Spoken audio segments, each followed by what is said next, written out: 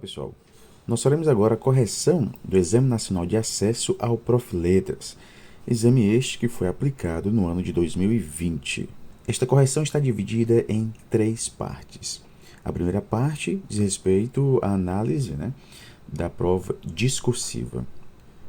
E as 2 partes que se seguem dizem respeito à correção da parte objetiva. O texto abaixo servirá de base para responder às questões de 1 a 11. Texto 1. Poesia, filosofia e o mundo contemporâneo. Vivemos numa época que, com a internet, os computadores, os celulares, os tablets, etc., experimenta o desenvolvimento de uma tecnologia que tem, entre outras coisas, o sentido manifesto de acelerar tanto a comunicação entre as pessoas quanto a aquisição, o pensamento e a produção de informação. Seria, portanto, de esperar que, podendo fazer mais rapidamente o que fazíamos outrora, tivéssemos hoje à nossa disposição mais tempo livre. Ora, ocorre exatamente o oposto. Quase todo mundo se queixa de não ter mais tempo para nada. Na verdade, o tempo livre parece ter encolhido muito. Acontece que a poesia exige mais tempo livre do que a fruição de obras pertencentes a outros gêneros artísticos. Não precisamos nos concentrar numa canção, ou numa pintura, ou numa escultura, ou na arquitetura de um prédio para que elas nos deleitem. Podemos apreciá-las en passant. Não é assim com um poema escrito. Quem lê um poema como se fosse um artigo, um ensaio ou um e-mail, por exemplo, não é capaz de fruí-lo. Para apreciar um poema, é necessário dedicar-lhe tempo. A verdade é que, se praticamente não temos mais tempo livre, isso ocorre porque praticamente todo o nosso tempo, mesmo aquele que se pretende livre, está preso. Preso a quê? Ao princípio do trabalho. Ou melhor, inclusive, evidentemente, nos tais joguinhos eletrônicos do desempenho. Não estamos livres quase nunca, porque nos encontramos numa cadeia utilitária na qual parece que o sentido de todas as coisas e pessoas que se encontram no mundo, o sentido inclusive de nós mesmos, é sermos instrumentais para outras coisas e pessoas. Nessas circunstâncias, nada e ninguém jamais vale por si, mas apenas como um meio para outra coisa ou pessoa, que, por sua vez, também funciona como um meio para ainda outra coisa ou pessoa, e assim ad infinito. Pode-se dizer que participamos de uma espécie de linha de montagem em moto contínuo e vicioso, na qual se enquadram as próprias diversões que se nos apresentam imediatamente. Em tal situação, parece-me que uma das poucas ocasiões em que conseguimos romper a cadeia utilitária cotidiana é quando, concedendo a um poema a concentração por ele solicitada, permitimos que nosso tempo seja regido pelo poema. Configura-se então um tempo livre, isto é, um tempo que já não se encontra determinado pelo princípio do desempenho. Afinal, a rigor, o poema não serve para nada. Ou bem a leitura de um poema recompensa a si própria, isto é, vale por si, ou bem ela não vale absolutamente nada. Texto extraído de Poesia e Filosofia, de Antônio Cícero. Primeira questão. O texto objetiva predominantemente. Então, nós estamos aqui diante de uma questão que aborda especificamente, pessoal, a tipologia textual. Então, ela quer saber se nós identificamos nesse texto a tipologia, a sequência linguística que predomina nesse texto. Se é um texto narrativo, se é um texto explicativo, se é um texto descritivo, se é um texto argumentativo. Então, as opções que nós temos na primeira questão dizem respeito a características presentes em tipos textuais, tá bom? Então vamos lá. Opção A. Problematizar a relação entre tempo utilitário e o tempo para a fruição do texto poético. Exatamente essa é a opção correta, Vejam, problematizar. O que é problematizar? É você trazer problemas para o seu texto. Não problemas no sentido negativo, mas problemas no sentido de questionamentos, Questionamentos que você pode ou não responder. Um dos objetivos de o escritor trazer questionamentos em seu texto é justamente prender a atenção do leitor, para o leitor justamente ficar atento às possíveis respostas que possam aparecer no texto, né? Respostas às perguntas feitas durante o texto. E é isso que nós encontramos, né, predominantemente nesse texto. Ele discute a relação entre tempo utilitário e o tempo para a fruição do texto poético, lançando vários questionamentos. E é interessante que, ao fazer essa relação do tempo utilitário e o tempo para a fruição do texto poético, né, o autor aborda aqui o tempo livre, né, e o tempo do trabalho.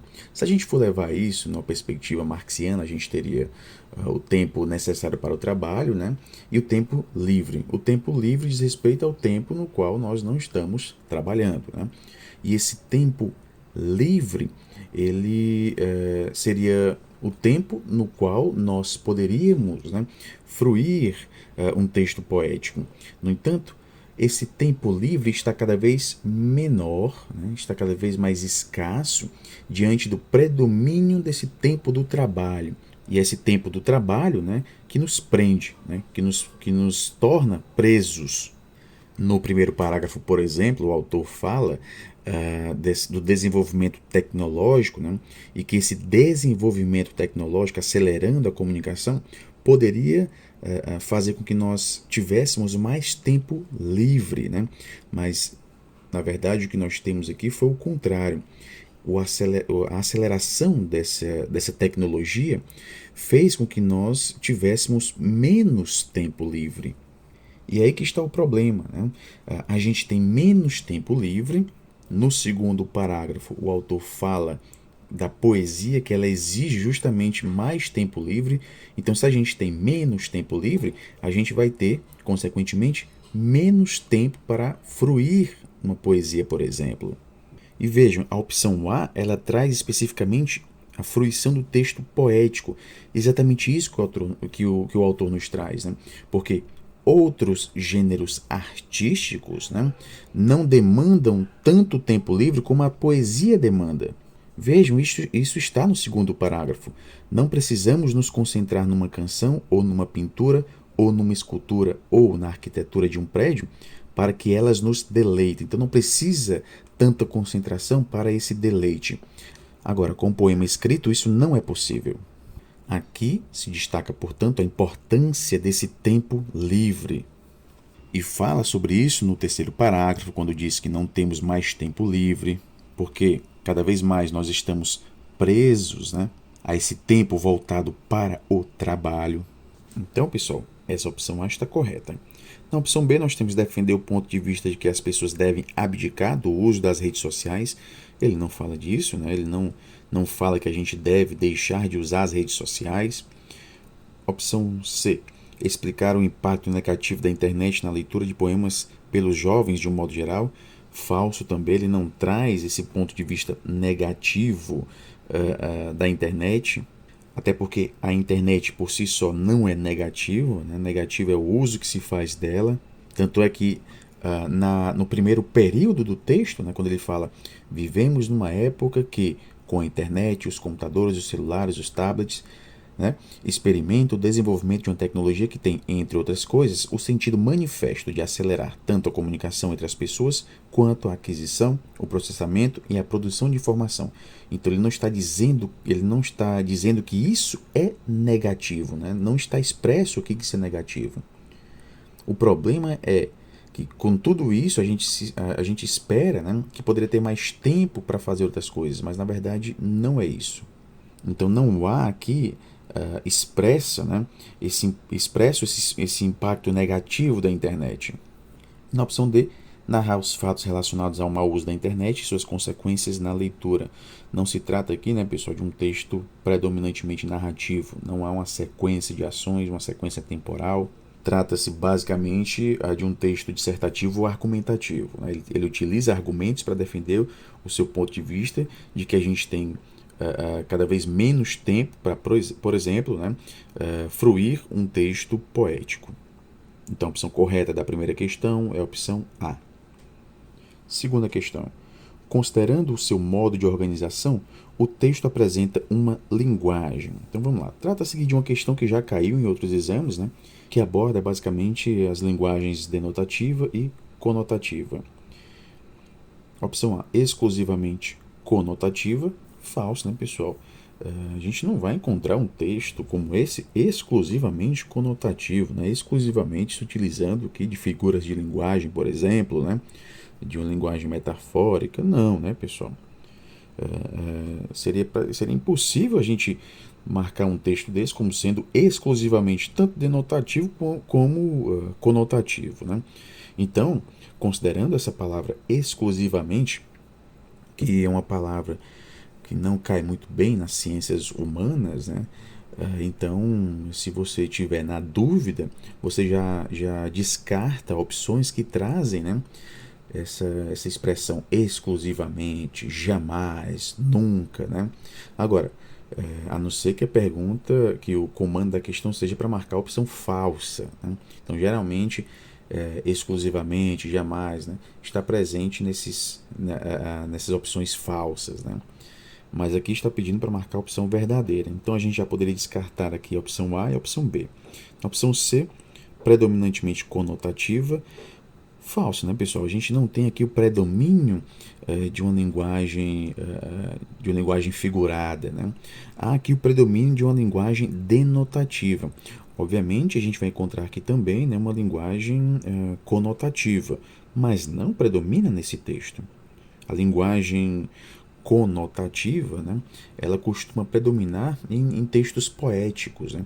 Mas aqui nós não temos um texto poético, temos mais um texto voltado para a formação discursiva da academia, né, que busca aqui a objetividade, né, o sentido denotativo. Então é um texto predominantemente denotativo.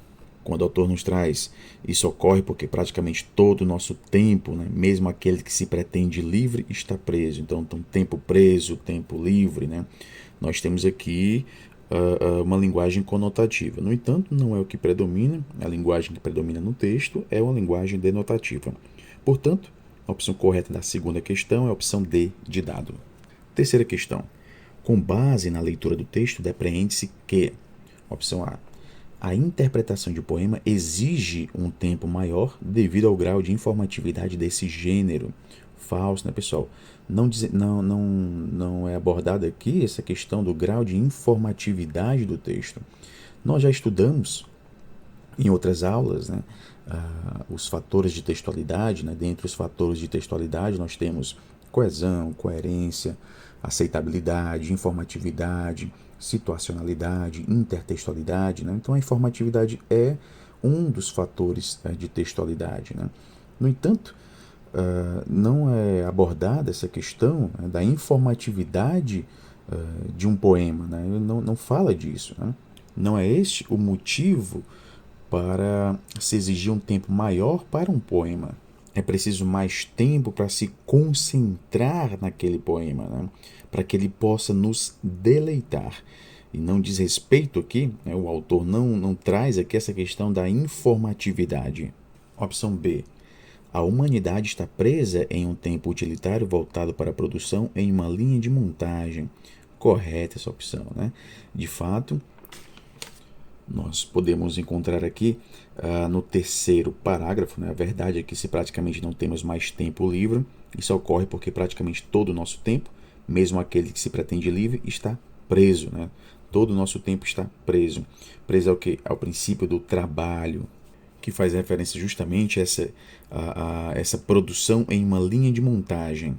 Então, se a gente está preso nesse tempo, a esse tempo utilitário, né, não sobra tempo para deleitar, por exemplo, um poema, né? Então, essa opção B, de fato, está verdadeira. Opção C. A leitura do poema é uma diversão que deve ser exercitada para o relaxamento do trabalho. Falso, né, pessoal? Ele não traz aqui o poema como espécie de ópio, né, para o relaxamento do trabalho, né? Não.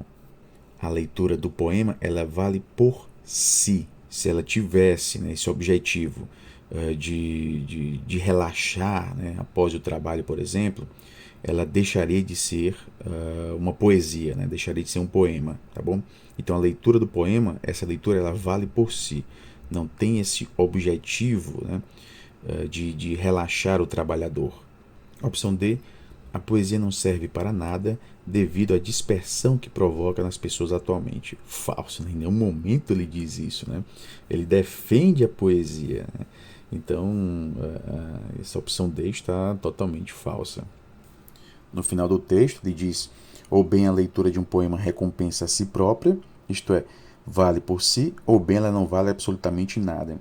Mas a leitura não vai valer nada não é pela leitura em si, mas é pelo uso que se faz dela. Então, pessoal, a opção correta da terceira questão é a opção B de bola. Quarta questão. O autor do texto parte da hipótese de que: opção A, a leitura é considerada atualmente tão necessária e útil quanto as demais atividades realizadas pelas pessoas. Falso, pessoal. Ele não parte dessa hipótese de que a leitura é considerada tão necessária e útil. Na verdade, né, depreende-se aqui do texto que o autor considera que a leitura não está tendo, né, a importância devida justamente pela atenção que é dada, né, às demais atividades realizadas pelas pessoas. Então essas demais atividades realizadas pelas pessoas está fazendo com que a leitura seja deixada de lado cada vez mais. Então a opção A está falsa. Opção B, o trabalho é mais importante do que a diversão provocada pela leitura do poema. Falso, né, pessoal? Ele não diz isso, né? Em nenhum momento ele vai dizer que o trabalho é mais importante. Atenção, ele não diz que o trabalho é mais importante e também não diz que o trabalho não é importante, né?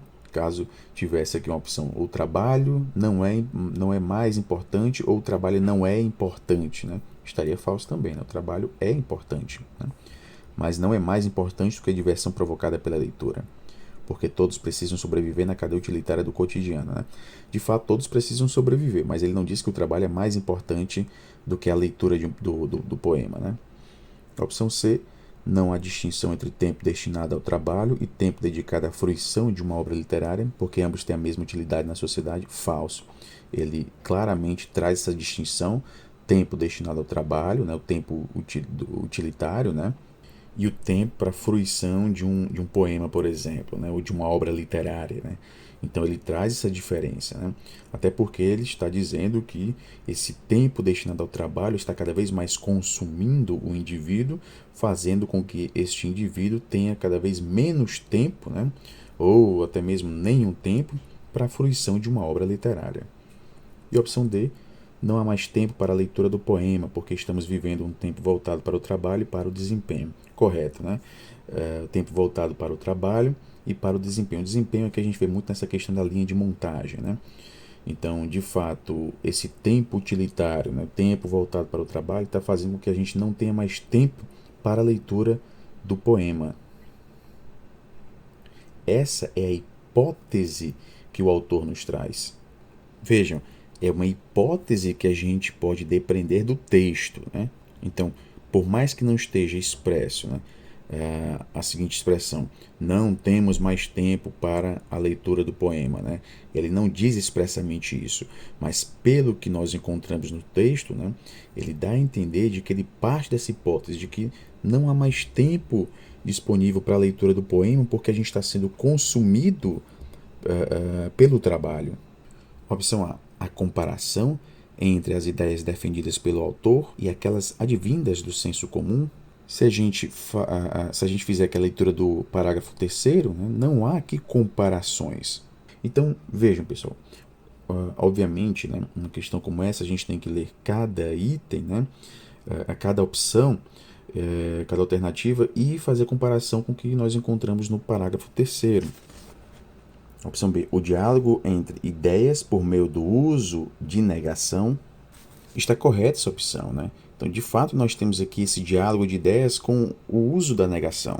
A verdade é que, se praticamente não temos mais tempo livre, isso ocorre porque praticamente todo o nosso tempo livre, mesmo aquele que se pretende livre, está preso. Então, veja, nós não temos mais tempo livre.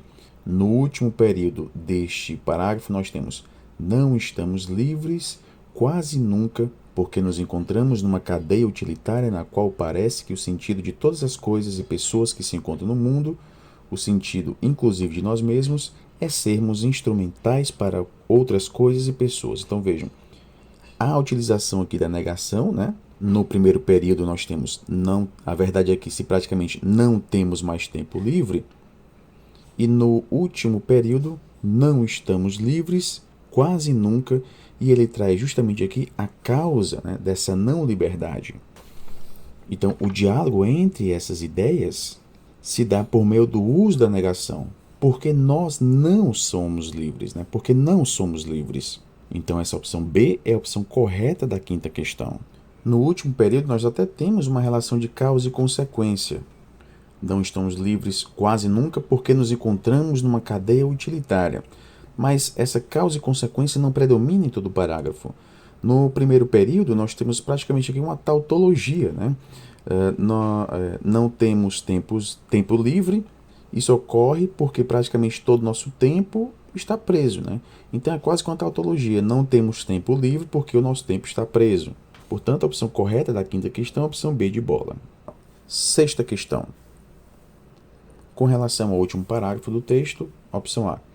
Opção A. O paralelismo sintático marcado pela expressão ou bem garante a clareza do enunciado. Correto, né, pessoal? Essa expressão ou bem, né? Há um paralelismo sintático, não há quebra com essa expressão. Ele repete a expressão, consequentemente torna aqui o enunciado claro. Na opção B nós temos o paralelismo semântico marcado pela forma verbal vale, garante o sentido das palavras. Falso. Na verdade, nós estamos aqui diante de um paralelismo sintático e não paralelismo semântico. Opção C. A repetição da expressão ou bem é tão somente um recurso de coerência textual. Falso, pessoal. Na verdade, essa expressão ou bem, ela dá continuidade ao texto, né? Consequentemente, um recurso de coesão textual, né? Obviamente, se houver falhas nos elementos coesivos, isso pode prejudicar a própria coerência textual. Então não se trata aqui especificamente, né, tão somente de um recurso de coerência textual, mas sim um recurso de coesão textual. E a opção D, a repetição da forma verbal vale, compromete a progressão das ideias. Falso, pessoal. Não compromete aqui a progressão das ideias. Nós temos aqui uma continuidade, ou bem a leitura de um poema recompensa a si própria, isto é, vale por si, ou bem ela não vale absolutamente nada. Então não há aqui comprometimento da progressão das ideias. Portanto, a opção correta da sexta questão é a opção A. Para responder às questões 7, 8 e 9, considere o parágrafo transcrito abaixo. É verdade que, se praticamente não temos mais tempo livre, isso ocorre porque praticamente todo o nosso tempo, mesmo aquele que se pretende livre, está preso. Preso a quê? Ao princípio do trabalho, ou melhor, inclusive, evidentemente, nos tais joguinhos eletrônicos, do desempenho. Não estamos livres quase nunca porque nos encontramos numa cadeia utilitária na qual parece que o sentido de todas as coisas e pessoas que se encontram no mundo, o sentido inclusive de nós mesmos, é sermos instrumentais para outras coisas e pessoas. Sétima questão. Considere as afirmações abaixo. O elemento linguístico 1 é um pronome e estabelece uma relação semântica de condição. Bem, pessoal, é importante destacar que, quando analisada de acordo com a sua classe morfológica, o se pode adquirir classificações diferentes. Pode ser um substantivo, pode ser uma conjunção, ou mesmo um pronome. Sendo pronome, ele pode ser um pronome apassivador, índice de indeterminação do sujeito, parte integrante do sujeito, pronome reflexivo recíproco e partícula de realce ou expletiva. Pelo que nós podemos ver aqui, o se, neste caso específico, não é um pronome. Na verdade, esse se estabelece uma relação semântica de causa, pessoal, mas não é um pronome. É uma conjunção subordinativa causal. O fato de praticamente não termos mais tempo livre, né, é uma causa que, obviamente, vai gerar consequências. Tá ok? Então, este se Aí, nesse caso específico, não é pronome, mas sim uma conjunção. A segunda afirmativa, o elemento linguístico 2 é um pronome e faz referência ao vocábulo verdade. De fato, isso, né, é um pronome, mas não faz referência à verdade. O isso, né, que desempenhar aqui a função de sujeito de ocorre, né, isso ocorre, mas o que ocorre? O fato de não termos mais tempo livre, tá ok? Então, esse isso aqui está fazendo referência a esse fato de não termos mais tempo livre. Isso ocorre, né? Ou seja, o fato de não termos mais tempo livre ocorre porque praticamente todo o nosso tempo está preso. Na verdade, a gente está aqui quase que diante de uma tautologia, né? Uma explicação que anda em círculos, né? A gente não tem mais tempo livre porque o nosso tempo está preso, né? Quase que uma tautologia. Então, essa afirmativa 2 está falsa. Afirmativa 3, o elemento linguístico 3 é uma conjunção que estabelece uma relação semântica de explicação. Verdadeiro, pessoal. Não estamos mais livres quase nunca. Porque, né, então vai explicar, nos encontramos numa cadeia utilitária na qual parece que o sentido de todas as coisas e pessoas que se encontram no mundo, né? Aí já vem aqui o 4, né? O elemento linguístico 4 é um pronome e retoma a expressão coisas e pessoas. Exatamente, né? Coisas e pessoas que. Trata-se aqui de um pronome relativo, né? Pronome relativo que. O pronome relativo que costuma ser chamado de relativo universal, porque ele é empregado, né, em diversos contextos. Ele pode ser usado para substituir uma pessoa, uma coisa, né, mesmo estando no singular ou no plural. Então ele desempenha aqui várias funções. Dentre essas várias funções, pode ser sujeito, pode ser objeto direto, objeto indireto, complemento nominal, dentre outros, né? Nesse caso específico, está desempenhando aqui a função de sujeito. Portanto, essa afirmativa 4 está correta, a 3 também. Então, a opção correta da sétima questão é a opção D de dado. Oitava questão. No parágrafo, o uso do sinal de interrogação tem a função de. Diz respeito aqui, né, ao período preso a quê? Nós podemos perceber, pessoal, que o autor, né, não está fazendo não está querendo uma resposta do leitor, né? Ele está lançando uma pergunta, mas uma pergunta que ele mesmo vai responder. Ou seja, trata-se de uma pergunta retórica, que não tem o objetivo de ter uma resposta, mas sim estimular a reflexão do leitor, né, nós, né, estimular uma reflexão nossa sobre o assunto que ele está discutindo. E justamente esse um dos objetivos de uma pergunta retórica. E é o que nós encontramos, né, na opção A. Marcar uma pergunta retórica feita pelo autor, cuja finalidade é estimular o leitor para a reflexão que vem em seguida. Na opção D, nós temos delimitar uma pergunta retórica, cujo objetivo é dissuadir o leitor para a causa defendida pelo autor. Falso, porque não tem esse objetivo de dissuadir, ou seja, não quer mudar a ideia do leitor, né? Ele não busca fazer isso, mudar a opinião do leitor. Ele busca, sim, né, chamar a atenção do leitor para uma pergunta, né, que ele mesmo vai responder. Portanto, a opção correta da oitava questão é a opção A. Nona questão. Considere as afirmações abaixo. A primeira. A repetição da palavra praticamente no primeiro período enfatiza o que foi enunciado. Verdadeiro, né, pessoal? Olha só. A verdade é que se praticamente não temos mais tempo livre, isso ocorre porque praticamente todo o nosso tempo, mesmo aquele que se pretende livre, está preso. Em todo esse período nós temos a repetição de praticamente e obviamente está enfatizando aquilo que está sendo enunciado. Afirmativa 2. A sequência linguística, ou melhor, tem a função de corrigir o que será enunciado posteriormente. Falso, pessoal. Não se trata aqui de uma correção. Trata-se de uma explicação com outras palavras, né? Aquilo que o autor queria dizer. Então ele fez uma referência a trabalho, né?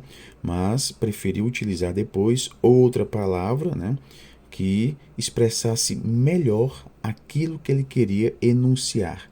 não se trata de uma correção, até porque ele não errou, ele não considera errado a expressão utilizada.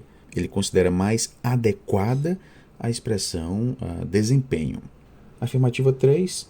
O uso do diminutivo joguinhos marca uma avaliação positiva e afetiva dos jogos eletrônicos. Falso, na verdade, uma avaliação negativa, né? Joguinhos, algo sem muita validade, né? Então é justamente o contrário.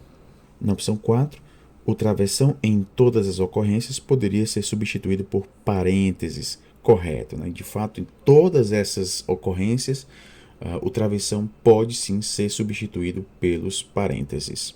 Então a opção correta da nona questão é a opção B de bola.